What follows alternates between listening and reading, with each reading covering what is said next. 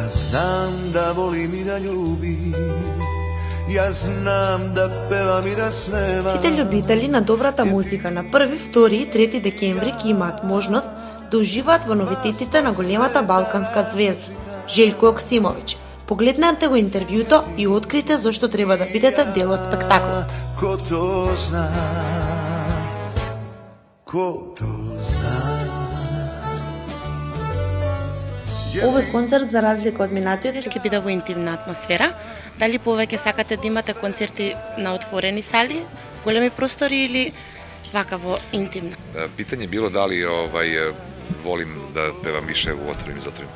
Volim da imam mogućnost da sa publikom se družim onako malo bliže, malo intimnije i volim da kada je to u prilici napravim i velike koncerte. Tako da ovaj projekat muzički ima ovaj format kao svoju odrednicu, tako da volim da u ovakvom prostoru napravim taj koncert.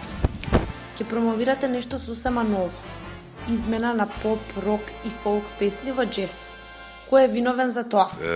Ima tu i mojih pesama, dakle 50% je mojih pesama i mislim da ja sam vinovnik, ja sam to dugo razmišljao u glavi šta da napravim i napravio sam, čini mi se, pravi odabir, jer kada god pustim neku pesmu nekome, vidim da se tom nekome osmeh na licu stvori i ljudima bude ovako lepo i prijatno. Колку време го спремавте новиот проект? 3 meseca.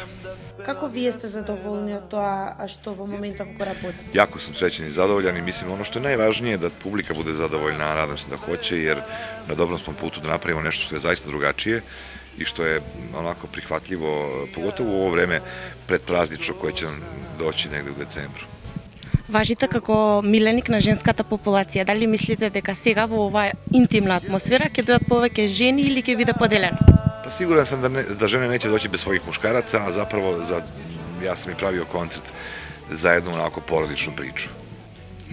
А дали сте емотивен и дали имате ваша автобиографска песна? Pa nemam autobiografsku pesmu jer ne pišem tekstove, tako da mi je to jedan hendikep u životu. Pišem samo delove tekstova kad mi nešto padne na pamet, ali prosto emocijom se vodim jer emocije pokreću mene i stvaraju sve to što se u meni dešava kada pravim muziku. Siguran bez emocija ni ništa ne bi moglo da postoji. И само за крај, што би им препорачале на сите ваши обожаватели, зашто да дојдат на 3-дневниот концерт? Da dođu, da vide šta znači nešto drugačije i da u divnom ambijentu ovde se pripreme za novu godinu koja će doći uz jednu lepu muziku koja će ih, siguran sam, raspoložiti i na kraju će izaći iz ove ustanove jako lepo raspoloženi. Ja znam da volim i da ljubim. Pozdrav svim gledalcima i čitaocima, moje ime je Željko Joksimović, a vi gledate Ekskluziv.mak.